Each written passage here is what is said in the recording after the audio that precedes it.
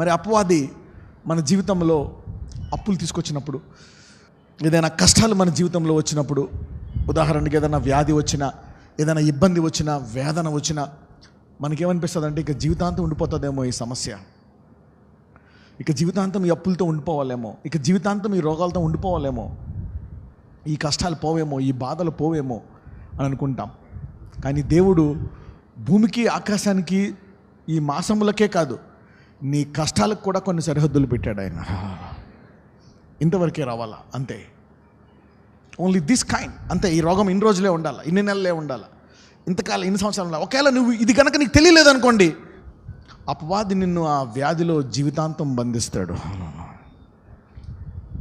ఇదంతా ఇది దేవుడు చేయలేదు, ఈ భూమి ఆకాశం అంతా ఆటోమేటిక్గా జరిగిందనుకోండి, ఇక నీ జీవితంలో ఆ రోగము, ఆ వ్యాధి, ఆ ఇబ్బంది permanent. So God has set borders. దేవుడు సరిహద్దు